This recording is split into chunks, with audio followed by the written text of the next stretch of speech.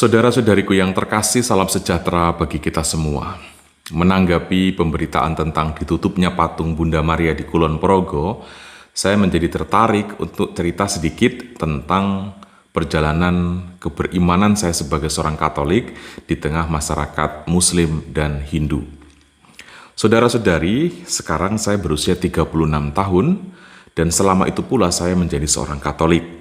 Dalam didikan kekatolikan dari ayah dan ibu di rumah, saya selalu diberi pemahaman bahwa beriman itu artinya saya bergerak dalam ruang lingkup kesadaran akan Allah.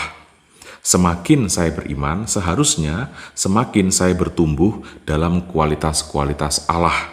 Semakin saya beriman, maka seharusnya pola pikir, pola rasa, dan pola tindakan saya menjadi semakin ilahi. Beriman, saya kemudian pahami sebagai sebuah panggilan pendewasaan, sebagai sebuah panggilan pertumbuhan pribadi dalam terang rahmat Allah. Sejak kecil, saya dibesarkan dalam lingkungan sosial dengan mayoritas pemeluk agama Islam dan Hindu. Setiap hari saya mendengar suara adzan dari masjid atau dari langgar atau musola. Hampir setiap hari pula, saya mendengar hal serupa dari pura tempat umat Hindu beribadah. Namun, tak ada terbersit sedikit pun dalam diri saya dan dalam diri keluarga bahwa hal-hal itu berpengaruh bagi pertumbuhan iman saya akan Yesus Kristus. Doa, ibadah, puasa yang kami jalani sebagai orang Katolik tetap dijalani dengan biasa tanpa terbersit pikiran terganggu. Yang terjadi justru adalah semakin saya mengimani Yesus Kristus, semakin saya mampu memahami orang lain. Semakin pula saya menghargai ekspresi keyakinan orang lain.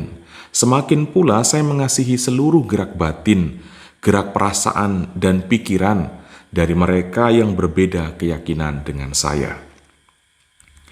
Saya sangka demikian juga seluruh umat Katolik di Indonesia. Tidak pernah merasa dan tidak pernah terpikir bahwa adzan yang terdengar di toa atau bangunan masjid dan musola yang bisa dijumpai di mana-mana akan mempengaruhi kualitas relasi dengan Yesus Kristus. Bahkan, misalnya ketika saya hendak memimpin perayaan ibadah Katolik yang bertempat di dekat masjid atau musola, saya kerap mengajak umat Katolik untuk menyesuaikan waktu dengan kebiasaan sembahyang umat Muslim. Alasannya apa? Saya ingin mengedukasi umat Katolik bahwa beriman itu juga berarti tentang kerendahan hati. Beriman itu juga berarti menghargai. Beriman itu berarti tidak saling menista. Beriman itu berarti memberi ruang bagi orang lain. Jika Allah yang kita imani saja memberi hujan pada orang baik dan juga kepada orang jahat, lalu mengapa kita yang mengimani Dia malah menyingkirkan orang jahat supaya tidak dapat hujan? Selain itu, saya ingin mengedukasi umat beriman Katolik bahwa untuk apa kita beribadah, untuk apa kita berpuasa, tetapi hati kita mengumpati orang lain, dan kita sedang membara panas dengan kebencian pada pihak lain.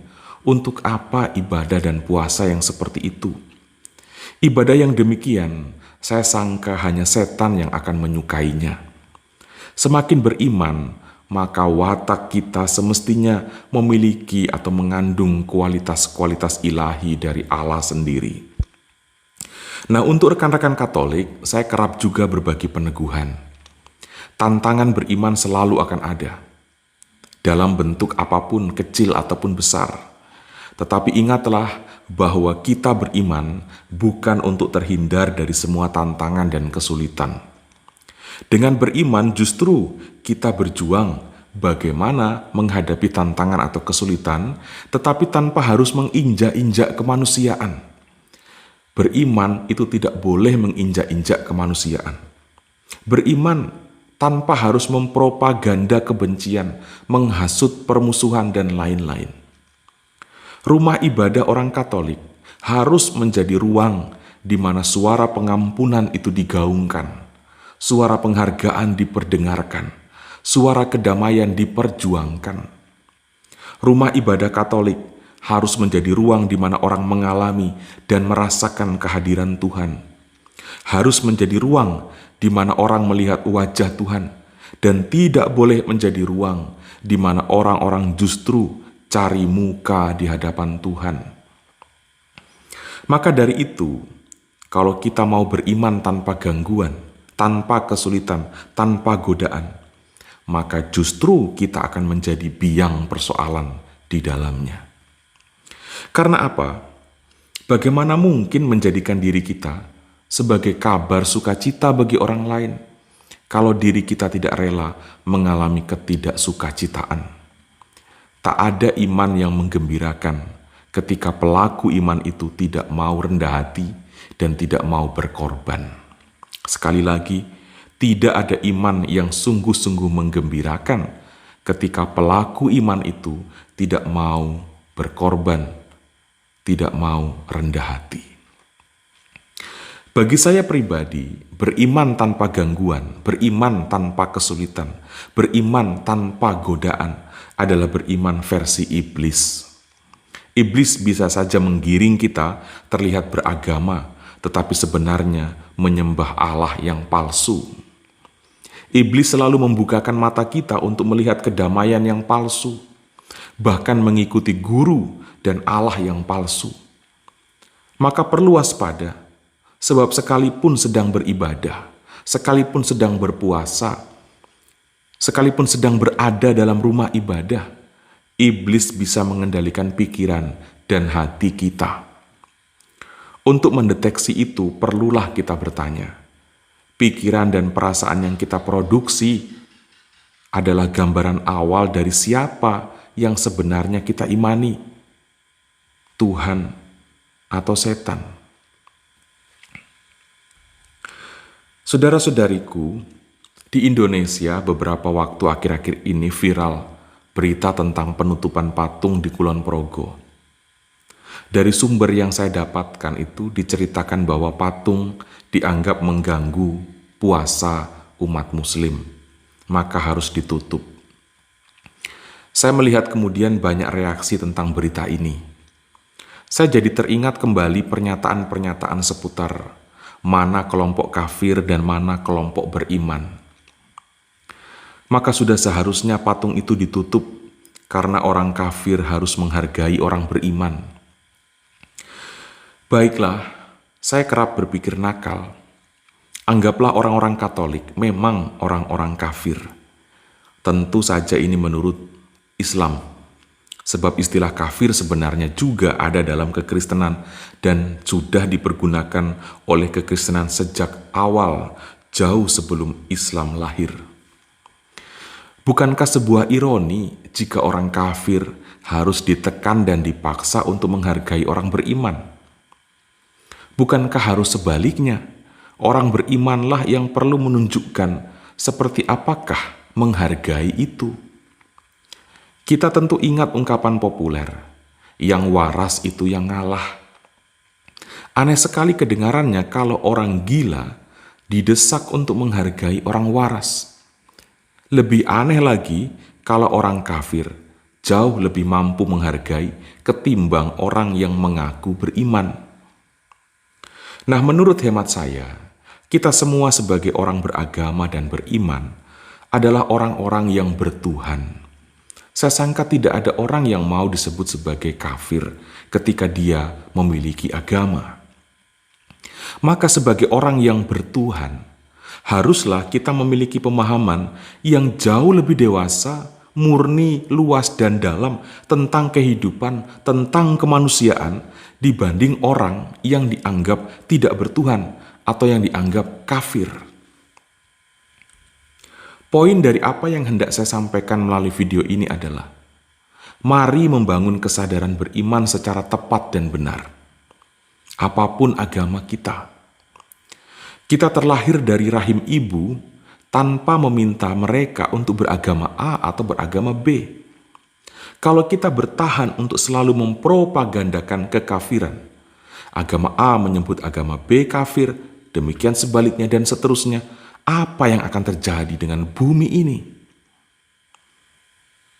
Saya sangka bukan kehadiran orang kafir yang membuat gaduh dunia ini, tetapi kehadiran orang beragama yang terjebak dalam keimanan yang palsu. Saya yakin tujuan kita beragama adalah untuk menanggapi panggilan Allah supaya hati, pikiran, perkataan, dan perbuatan kita menjadi semakin ilahi. Saya sangka itulah tujuan dari beragama. Ciri dari keilahian itu adalah ketika kita sanggup menerima berbagai bentuk kemanusiaan dalam segala kondisinya, baik atau jahat, kafir atau beriman, beragama atau tak beragama, dan seterusnya. Adalah sebuah penipuan berkedok iman jika mengaku beriman akan Allah tetapi mudah terganggu dengan kondisi kemanusiaan di sekitarnya. Saudara-saudari, Santa Teresia dari Kanak-kanak Yesus pernah berkata, ciri dari orang yang memiliki cinta sejati adalah ketika ia tidak mudah terganggu dengan kelemahan dan kekurangan orang lain. Ukuran apakah agama kita itu sejati atau tidak, itu bisa diukur dari apakah agama kita membimbing kita untuk selalu resah dan gelisah dengan kondisi kemanusiaan, dengan kekurangan dan kelemahan orang, atau justru agama kita menuntun kita untuk mampu menerima kondisi kemanusiaan seburuk apapun itu.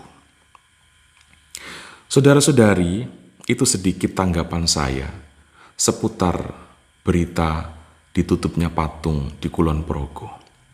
Semoga ini tidak menjadi sesuatu yang meruntuhkan perjuangan kita bersama untuk membangun budaya kasih, budaya cinta, budaya toleransi, budaya menghargai.